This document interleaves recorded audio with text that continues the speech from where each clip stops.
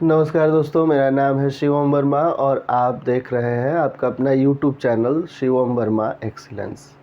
दोस्तों, पिछला video lecture जो हमारा था भारतीय संविधान और संवैधानिक विधि का, उसमें हमने इंट्रोडक्शन लिया था और जाना था कि संविधान क्या है। आज इस वीडियो लेक्चर में हम ये जानेंगे कि हमारे जो स्वतंत्रता सेनानी थे, उन्होंने वो जो स्वतंत्रता संघर्ष किया था वो अल्टीमेटली स्वराज के लिए था और स्वराज का अर्थ ही संविधान से था। स्वराज चाहिए था ताकि हम अपना संविधान बना सकें, अपनी व्यवस्था लागू कर सकें और किसी देश की या किसी व्यक्ति की शासन के अधीन हम न रहें। जैसा कि हमारे ऊपर ब्रिटिश हुकूमत था, ब्रिटिश संसद की हुकूमत थी सन 47 के पहले, और अंग्रेज़ जो थे वो हमारे स्वामी थे।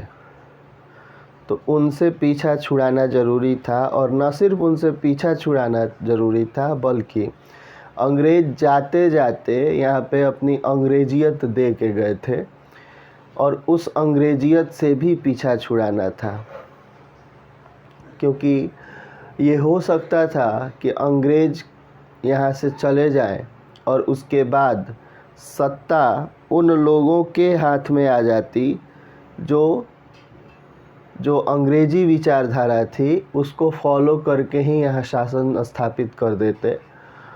और ये ही इसी चीज़ से बचने के लिए ज़रूरी था कि संविधान की स्थापना हो और भारत में विधि का शासन लागू हो।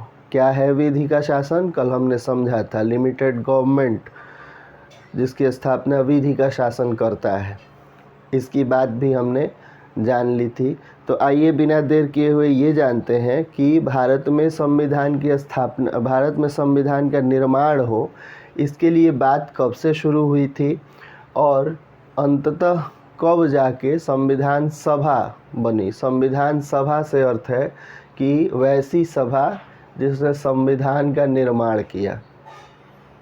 तो वो संविधान सभा कब बनी, आज हम उसके बारे में चर्चा करेंगे। जानेंगे कुछ फैक्ट्स, वैसे फैक्ट्स जो परीक्षाओं में अक्सर पूछे जाते हैं और आपको याद करने बेहद ज़रूरी हैं। तो चलिए शुरू करते हैं।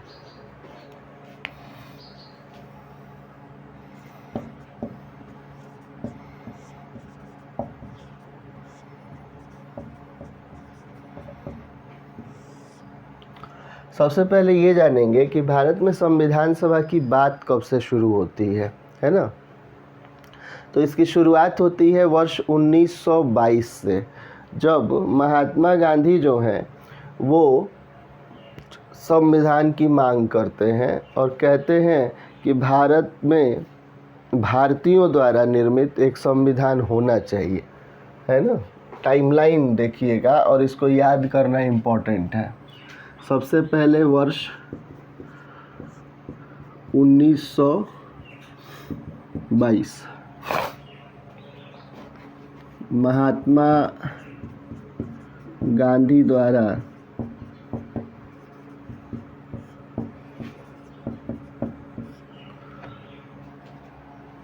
भारतीयों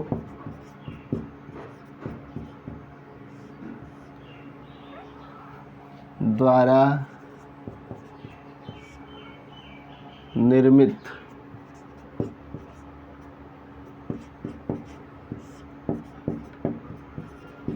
संविधान की मांग सबसे पहले वर्ष 1922 में इन्होंने ये बात कही। ध्यान रखिए, ये कह रहे हैं भारतीयों द्वारा निर्मित, यानी कि अंग्रेज जो बनाए वो नहीं, हमें अपने हिसाब से बनाया हुआ संविधान चाहिए, जिसमें हम जाने कि प्रोज एंड कॉन्स क्या हैं, क्या चीज़ें हमारे लिए उचित है, क्या अनुचित हैं। इसलिए भारतीयों द्वारा बनाया हुआ संविधान चाहिए, न कि ब्रिटिश संसद द्वारा बना के भेज दिया जाए और हम उसको फॉलो करने लगे। इसलिए भारतीयों द्वारा बनाया हुआ संविधान मांगा वर्ष 1922 में महात्मा जी ने, है ना। उसके बाद टाइमलाइन जो है वो बढ़ती है और वर्ष 1934 में आती है। वर्ष 1934 का वो दौर जब भारत में मार्क्सवादी विचारधारा का प्रसार हो रहा था। जो मार्क्सवादी सोच थी वो राजनीति में आ चुकी थी और इसलिए इसी के एक नेता थे, वामपंथी नेता मानवेंद्र राय, MN राय उनको शॉर्ट में जाना जाता है। उन्होंने फिर संविधान की मांग की। वामपंथी नेता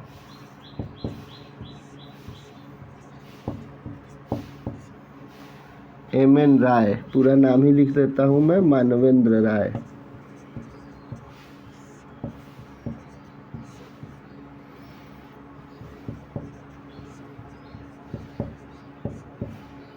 MN राय द्वारा संविधान की मांग।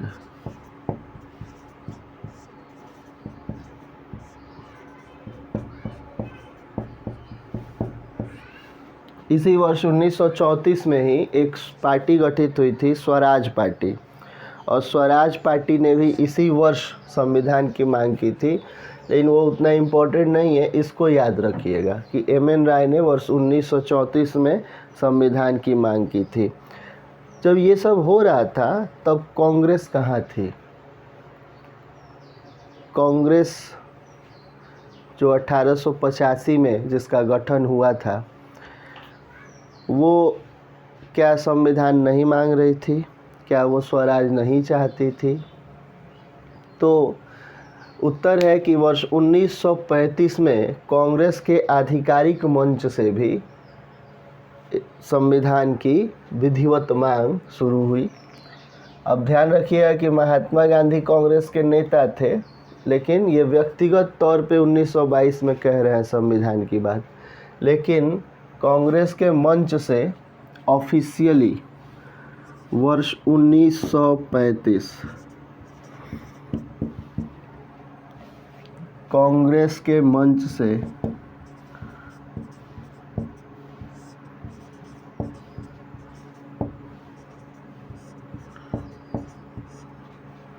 आधिकारिक तौर पर ऑफिशियली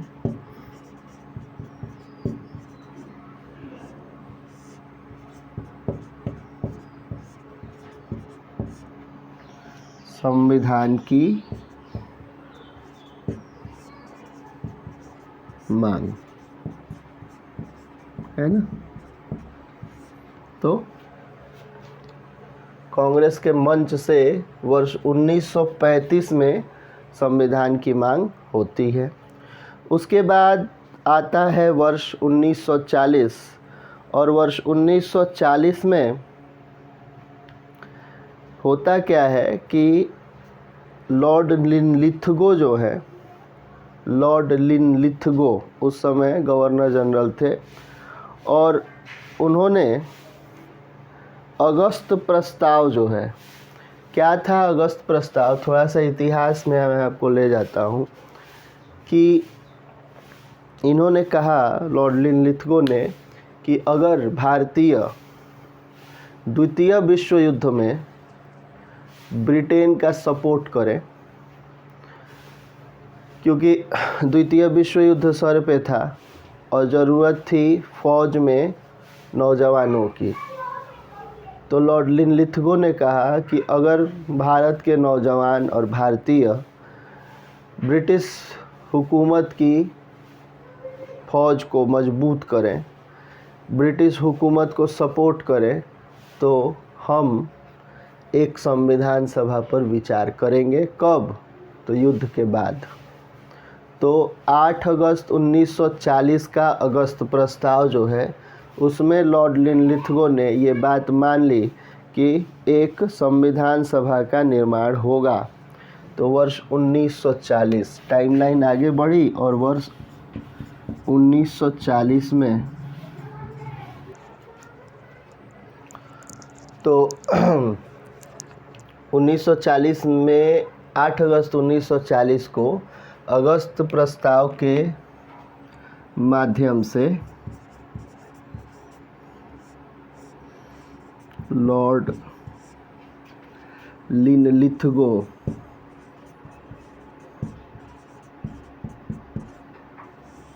ने भारतीयों की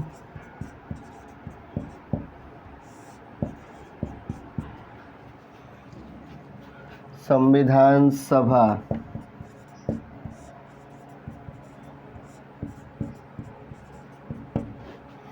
निर्माण की मांग को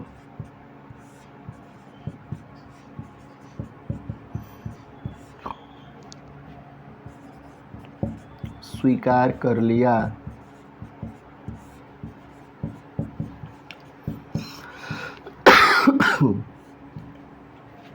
तो इस तरीके से ये जो टाइमलाइन है वर्ष 1940 तक आ जाती है। लॉर्ड लिनलिथगो मान लेते हैं कि चलिए आपके लिए एक संविधान सभा हम बनाएंगे। फिर होता क्या है, फिर 1942 में संविधान सभा के निर्माण के लिए एक क्रिप्स मिशन नाम से मिशन आता है। क्रिप्स मिशन है ना, क्या है क्रिप्स मिशन? तो क्रिप्स मिशन कह रहा है कि हम आपके लिए एक संविधान सभा का निर्माण करेंगे, आप संविधान बनाइए, लेकिन अगर उस संविधान से किसी भी पक्ष को कोई भी दिक्कत होगी तो वो अपना संविधान बनाने के लिए स्वतंत्र होगा। कहने का अर्थ ये कि उस समय भारत में जो राजनीतिक स्थितियां थीं, कांग्रेस अलग, मुस्लिम लीग अलग, 565 से अधिक देसी रियासतें अलग, वो कभी नहीं चाहती थी कि देश स्वतंत्र हो और उनका राज चला जाए। तो जाहिर सी बात है कि अगर कोई संविधान बनता किसी संविधान सभा के मातहत तो सब लोग अपना अपना राग गा रहे होते, कोई एक उसको मानता नहीं। ऐसा नहीं था कि नेहरू जो कह देते वही सब कोई मानते, गांधी जो कह रहे थे वही सब मान लेते। सब कोई अपनी रोटी सेकना चाहता था और इसीलिए ये बात क्रिप्स मिशन की जो थी, क्रिप्स प्रस्ताव जो था वो फेल कर गया। खैर हमें तो पढ़ना है और इस टाइमलाइन में अगली टाइमलाइन जो है वो जुड़ जाती है कि 1942 वर्ष 1942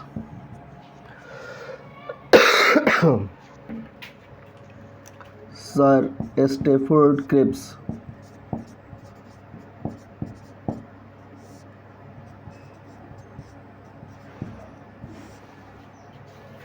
की अध्यक्षता में, ध्यान रखिएगा अभी भी संविधान सभा का निर्माण द्वितीय विश्व युद्ध के बाद होना है। अभी बात हो रही है, चर्चा चल रही है कि बनेगा कि नहीं बनेगा, संविधान सभा का निर्माण होगा कि नहीं होगा, ये बातें हो रही हैं।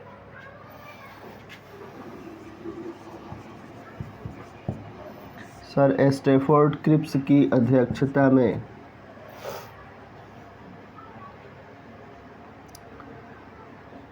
एक मिशन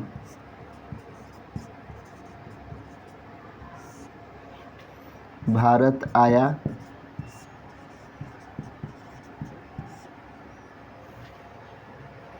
जिसमें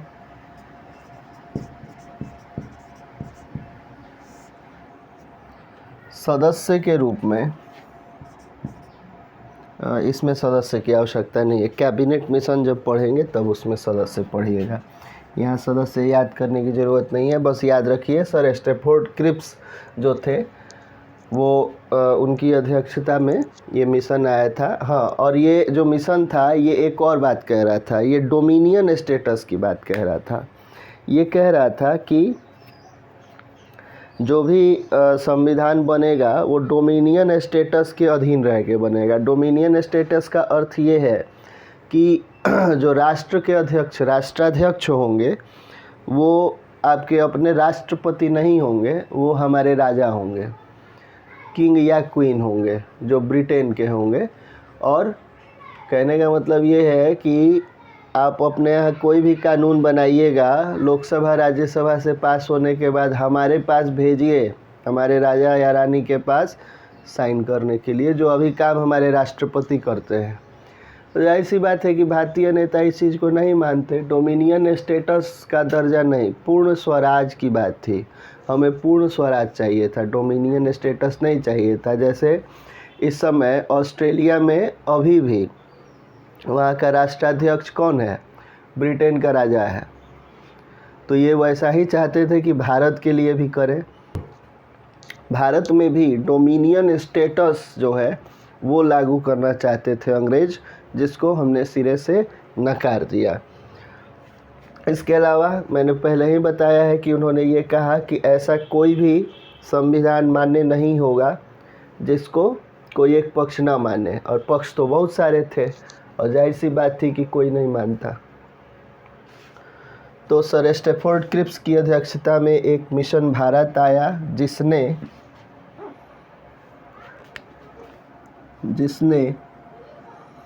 यह कहा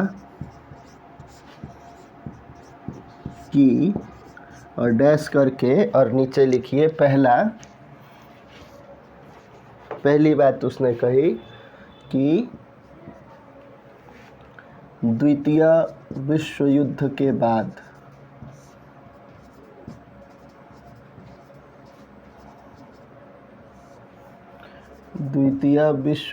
के बाद भारत में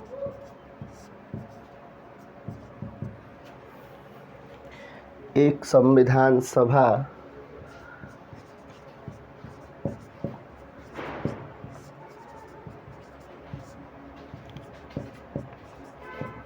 गठित की जाएगी।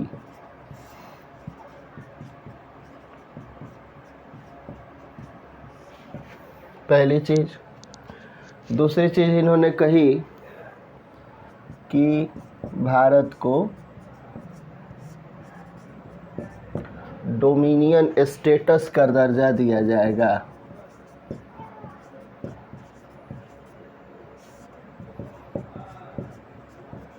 डोमिनियन स्टेटस दिया जाएगा, ऐसा दर्जा मत लिखिए, डोमिनियन स्टेटस दिया।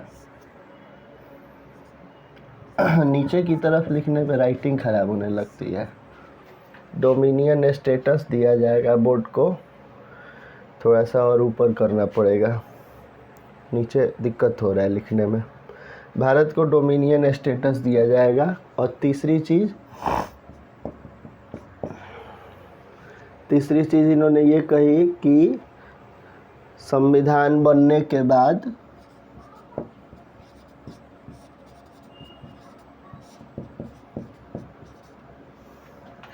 संविधान सभा द्वारा संविधान बनने के बाद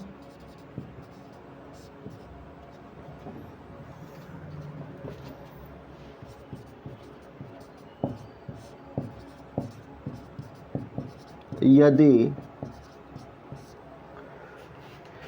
कोई पक्ष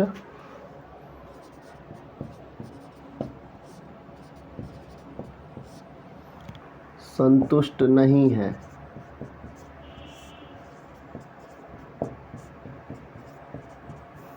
तो वह अपने लिए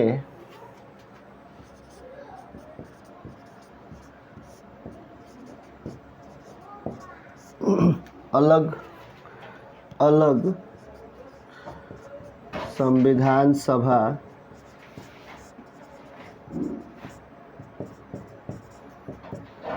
बनाने की मांग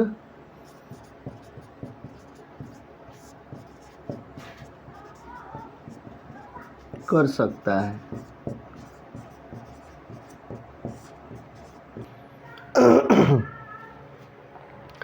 तो इस तरीके से जो लॉर्ड लिनलिथगो का प्रस्ताव था 8 अगस्त 1940 का, ये ढाक का 3 पात साबित हुआ। कहने का मतलब ये कि हुआ कुछ नहीं और बात हुई दुनिया भर की। सर स्टैफोर्ड क्रिप्स की अध्यक्षता में जो मिशन आया उसने ऐसी ऐसी बातें की जिससे मुस्लिम लीग का रास्ता साफ हो गया। और तब मुस्लिम लीग ने कहा कि अब तो क्रिप्स मिशन कह रहा है, इससे पूरी तरह सहमत थे अली जिन्ना। और मुस्लिम लीग ये मान के चल रही थी कि अब पाकिस्तान बन जाएगा, क्योंकि एक लूप होल इन्होंने छोड़ दिया था क्रिप्स साहब ने। और वो उन्होंने ये कह रखा था कि अगर कोई पक्ष संतुष्ट नहीं है तो फिर वो अपने लिए एक अलग संविधान सभा की मांग कर सकता है। इसीलिए इस स्टैफोर्ड क्रिप्स मिशन को महात्मा गांधी ने कहा था कि टूटते बैंक के नाम उत्तर दिनांकित चेक, है ना। यानी बैंक टूट रहा है। बैंक टूटने का मतलब कि ब्रिटेन की हालत बहुत ख़राब थी, युद्ध लड़ रहे थे, हालत एकदम पस्त थी और ये लोग वादे कर रहे थे, चेक बांट रहे थे। बैंक टूट रहा था और चेक बांट रहे थे। क्रिप्स मिशन को ये संज्ञा दी थी महात्मा गांधी ने, टूटते बैंक के नाम उत्तर दिनांकित चेक, है ना। तो इस तरीके से ये टाइमलाइन है। अभी एक और बाकी है इसमें, कैबिनेट मिशन। 1942 के बाद जो अगली टाइमलाइन इसमें जुड़ेगी वो 1946 है। मैं इसको इरेज करके लिखता हूँ और 1946 आप इसके नीचे ही लिखेंगे। वर्ष 1942 के बाद कैबिनेट मिशन योजना जो आई भारत में, और इसमें क्या हुआ इसको मैं इसके बाद लिख रहा हूँ। तो चलिए आगे बढ़ते हैं। उसके बाद वर्ष 1946 में क्रिप्स मिशन की तो बात मानी नहीं गई। मुस्लिम लीग मान रही थी कि हाँ हम मान रहे हैं इसको, लेकिन कांग्रेस ने सीधे सीधे तौर पे नकार दिया। तो 1946 में कैबिनेट मिशन योजना आई भारत में।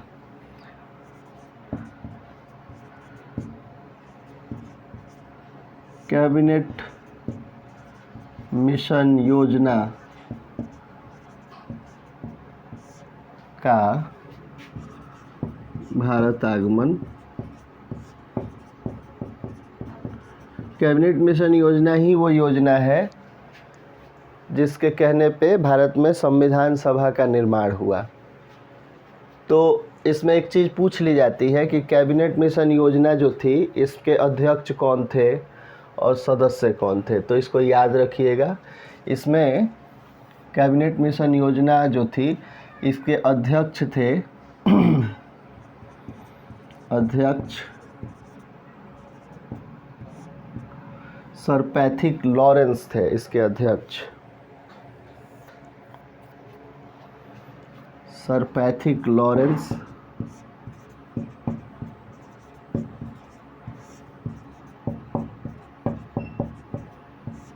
और 2 अन्य सदस्य थे। सदस्यों में 2 सदस्य थे और वो थे, पहले थे स्टैफोर्ड क्रिप्स वही हैं जो क्रिप्स मिशन के अध्यक्ष थे।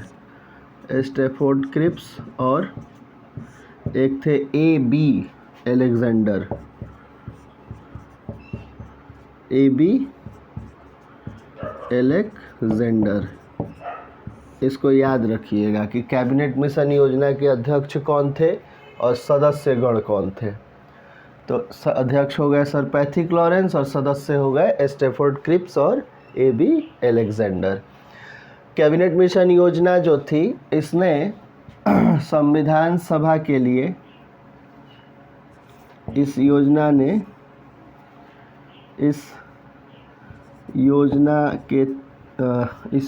ने भारतीय संविधान सभा के लिए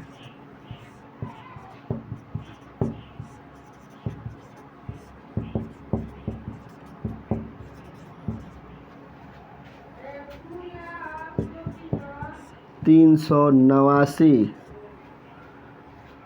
सदस्यों का निर्धारण किया। यानी कैबिनेट मिशन योजना ने ये कहा कि भारत में अगर संविधान सभा का निर्माण हो रहा है तो उसमें कुल सदस्य संख्या 389 होगी, ये याद रखना है। कुल सदस्य संख्या 389 होगी, है ना। तो ये कुछ फैक्ट्स थे जो ये बता रहे थे कि भारत में संविधान सभा की मांग कब हुई और कब संविधान सभा की मांग पूरी हुई। महात्मा गांधी से शुरू होती है 1922 से, और 1946 में आके कैबिनेट मिशन योजना के भारत आगमन तक ये पूरी होती है ये मांग, और संविधान सभा का निर्माण होता है। अब हम कुछ फैक्ट्स जान लेते हैं संविधान सभा के बारे में, जो अक्सर पूछ लिया जाता है संविधान सभा के बारे में और संविधान निर्माण के बारे में। जैसे संविधान सभा के बारे में पूछा जाता है कि इसकी प्रथम बैठक कब हुई, उद्देश्य प्रस्ताव कब पेश किया गया, संविधान सभा के संवैधानिक सलाहकार कौन थे, इस तरीके की वगैरह वगैरह चीज़ें पूछी जाती हैं। तो मैं पूरा डेटा जो है आपको दे देता हूँ, जिसको आपको याद कर लेना चाहिए और अच्छे से उसको बिल्कुल मेमोराइज करके रखना चाहिए, ताकि परीक्षा में सीधे सीधे वो फैक्ट्स पूछे जाते हैं, वहाँ आप गड़बड़ न करें और फटाक से आंसर आप दे दें। तो आइए अब उन फैक्ट्स को जान लेते हैं। ये है संविधान सभा के बारे में कुछ फैक्ट्स जिन्हें आपको याद कर लेना चाहिए। तो सबसे पहला फैक्ट ये है कि इस संविधान सभा का जो गठन हुआ था, जिसको हमने अभी पढ़ा भी है, कि ये कैबिनेट मिशन योजना 1946 द्वारा इसका गठन किया गया था। उसके बाद दूसरी चीज़ जो हमेशा परीक्षा में पूछी जाती है कि संविधान सभा का जो निर्वाचन हुआ था वो किस विधि से हुआ था। तो ये अप्रत्यक्ष निर्वाचन के तहत हुआ था। चुनाव या तो प्रत्यक्ष होते हैं या फिर अप्रत्यक्ष। प्रत्यक्ष में हम डायरेक्ट वोटिंग करते हैं और अप्रत्यक्ष में हमारे चुने हुए जो प्रतिनिधि हैं वो वोटिंग करते हैं। तो संविधान सभा के लिए जो मतलब संविधान सभा में सदस्यगण थे वो कैसे गए थे चुन के, तो वो अप्रत्यक्ष रीति से गए थे। साथ ही साथ ये पूछा गया है ये प्रश्न कि ये चुनाव हुए कब थे, तो ये जुलाई अगस्त 1946 में हुए थे। उसके बाद जो संविधान सभा की बैठक थी वो 11 सत्रों में हुई थी और 165 दिन तक उस पर बहस चली थी। तो ये आपको याद रखना है। इसके बाद कितने दिन लगे थे संविधान बनाने में, तो संविधान निर्माण में कुल समय लगे थे 2 वर्ष 11 महीने 18 दिन। ये एक जनरल सवाल है जो हमेशा पूछा जाता है परीक्षा में, लेकिन हो सकता है कि आने वाले समय में कहीं प्रश्न की प्रकृति बदले तो ये भी पूछा जाए कि संविधान सभा के लिए जो पहली बैठक हुई थी उस दिन से लेके और संविधान लागू होने तक यानी 26 जनवरी 1950 तक कुल कितने दिन लगे थे, तो वो थे 3 वर्ष 1 महीना 16 दिन। ये एक नया फैक्ट है, इसको भी याद रखिएगा। 3 वर्ष 1 महीना 16 दिन। इसके बाद आते हैं प्रथम बैठक पे। ये प्रथम बैठक जो था 9 दिसंबर 1946 का संविधान सभा का, उसमें अध्यक्ष का चुनाव नहीं हो सका था। इसलिए उस संविधान सभा के जो सबसे बुजुर्ग सदस्य थे यानी कि सच्चिदानंद सिन्हा, वो अस्थायी अध्यक्ष बनाए गए थे, सच्चिदानंद सिन्हा। और इसके उपाध्यक्ष, ये गलत हो गया है, इसके उपाध्यक्ष जो थे वो फ्रैंक एंथोनी थे। इसको मैं सुधार दूं, इसके उपाध्यक्ष फ्रैंक एंथोनी थे।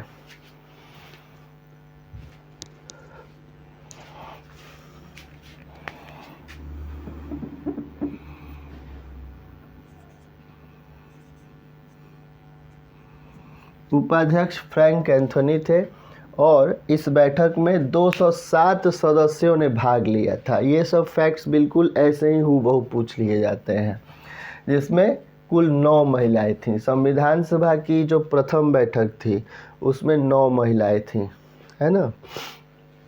वैसे संविधान सभा में कुल 15 महिलाएं थीं, लेकिन इस बैठक में 9 महिलाओं ने भाग लिया था। अगर बात करें दूसरे बैठक की तो वो हुई थी 11 दिसंबर को, और उसमें अस्थाई अध्यक्ष थे डॉक्टर राजेंद्र प्रसाद, जो देश के पहले राष्ट्रपति भी बने, और उपाध्यक्ष थे H.C. मुखर्जी। इसके बाद ये बड़ा इम्पोर्टेंट फैक्ट है, संविधान सभा के संवैधानिक सलाहकार कौन थे? तो ये B.N. राव थे। B.N. राव साहब ने ही संविधान का पूरा प्रारूप तैयार किया था, और उसी पे बाद में मुहर लगाई गई थी संविधान सभा के बाकी सदस्यों द्वारा या प्रारूप समिति द्वारा। तो वास्तव में जो संविधान के असली रचयिता माने जाने चाहिए वो यही जाने चाहिए, B.N. राव साहब। B.N. राव साहब ने म्यांमार का भी संविधान लिखा था, तो काफ़ी इंटेलिजेंट माइंड था इनका, और इन्होंने ही वो संविधान का निर्माण किया था। बाद में प्रारूप समिति ने इनके लिखे हुए संविधान में कुछ चीज़ें बढ़ा के घटा के और उसी को फाइनल रूप दिया था। तो B.N. राव याद रखना है आपको। इसके बाद संविधान सभा में चूँकि बहुत सारी पार्टियां थीं, कांग्रेस थी, मुस्लिम लीग थी, यूनियनिस्ट पार्टी थी। मुस्लिम लीग तो हालांकि बाद में हट गई थी। तो संविधान सभा में कांग्रेस के सदस्य सबसे अधिक थे, 82% के करीब कांग्रेस के सदस्य थे, और इसीलिए ग्रेनविले ऑस्टिन ने कहा था कि संविधान सभा कांग्रेस थी और कांग्रेस भारत। ये कथन पूछा जाता है परीक्षा में, इसलिए मैंने इसको यहाँ जगह दी है। आगे आते हैं, संविधान सभा द्वारा हाथी को प्रतीक के रूप में अपनाया गया था, यानी मुहर जो थी, संविधान सभा कोई भी काम करती थी तो उस पर जो मुहर लगता था वो हाथी का प्रतीक चिन्ह था। तो ये अभी पूछा तो नहीं गया है परीक्षा में, लेकिन कभी हो सकता है पूछा जाए। इसके साथ ही संविधान सभा जो है वो संविधान सभा ने 26 नवंबर 1949 को संविधान का अंगीकरण कर लिया था। कुछ अनुच्छेद इस दिन लागू भी हो गए थे, है ना। 26 नवंबर 1949 का दिन याद रखना है। 26 नवंबर को संविधान दिवस मनाया जाता है भारत में। तो इस दिन अंगीकृत, आप जब उद्देशिका पढ़ेंगे, प्रियम्बल पढ़ेंगे, तो अंत में उसमें आता है कि हम एतद द्वारा आज 26 नवंबर 1949 को अपने इसको अंगीकृत, अधिनियमित और आत्मार्पित करते हैं। तो ये आत्मार्पित यानी खुद को उसके अधीन, संविधान के अधीन करते हैं। अभी लागू नहीं हुआ, लागू होगा 26 जनवरी 1950 को, अभी लागू नहीं हुआ है। हम खुद को इस कानून के अधीन मानते हैं, आत्मार्पित करते हैं, मानते हैं कि ये हमारा संविधान है। तो ये मानने का काम 26 नवंबर 1949 को किया गया था, आत्मार्पित किया गया था। यानी अब हम इस कानून के अधीन हैं, ऐसा हम स्वीकार कर लेते हैं कि हम इसके अधीन हैं, हम अधीनता स्वीकार करते हैं। तो ये चीज़ हुई थी 26 नवंबर 1949 को। अगर हम बात करें अंतिम बैठक की, तो अंतिम बैठक 24 जनवरी 1950 को हुई थी। ये भी एक बहुत बढ़िया फैक्ट है। पहली बैठक 9 दिसंबर 1946 को और अंतिम बैठक 24 जनवरी 1950 को, ये आपको याद रखना है। और जैसा कि अभी हमने बताया है कि संविधान लागू हुआ था 26 जनवरी 1950 को, यानी पूरे देश में इसको लागू कर दिया गया था। गणतंत्र दिवस हम इस दिन मनाते हैं, रिपब्लिक डे, यानी संविधान लागू जिस दिन हुआ। इस 26 जनवरी से भी एक जुड़ी हुई कहानी है। कहानी ये है कि जब कांग्रेस का लाहौर अधिवेशन हुआ था 1929 में, तो उसमें पंडित नेहरू ने अध्यक्षता की थी और उन्होंने कहा था कि अब हम स्वतंत्र हैं, हम किसी भी विदेशी ताकत के अधीन नहीं हैं, और इसलिए हम अपनी स्वतंत्रता की घोषणा करते हैं। और रावी नदी के किनारे झंडा फहराया गया था। तो इसी वजह से 26 जनवरी के दिन को यादगार बनाने के लिए पंडित नेहरू ने ये दिन, नहीं तो क्या ज़रूरत थी, इसी दिन अगर लागू हो गया रहता 26 नवंबर को, लेकिन नेहरू जी ने ये कहा कि नहीं, हम उस डेट को यादगार बनाएंगे, और इसीलिए उन्होंने 26 जनवरी का दिन चुना था। और 26 जनवरी 1950 को ये संविधान लागू हुआ। एक पॉइंट छूट रहा था, इसको मैंने बाद में जगह दी है कि इस संविधान, जो हमारा संविधान बना, इस संविधान के प्रमुख सुलेखक कौन है। एक्चुअली जो ओरिजिनल संविधान है वो हाथ से लिखा हुआ है, अच्छी राइटिंग में हाथ से लिखा गया है। तो उसको लिखने का काम किए थे प्रेम बिहारी नारायण रायजादा ने, इन्होंने ही उसको लिखा था। तो हो सकता है परीक्षा में ये भी पूछ दे। तो ये कुल मिला जुला के संविधान सभा के बारे में एक फैक्ट्स का कलेक्शन हो गया, जिसको आप याद करेंगे तो आपके लिए बहुत फ़ायदेमंद रहेगा। अब आगे हम लोग शुरू करेंगे अगली क्लास में संविधान की विशेषताएं, उन विशेषताओं को भी देख लेंगे और तब हम धीरे धीरे ऐसे ही आगे बढ़ते जाएंगे। आज के लिए इतना ही, मिलते हैं अगले क्लास में। धन्यवाद।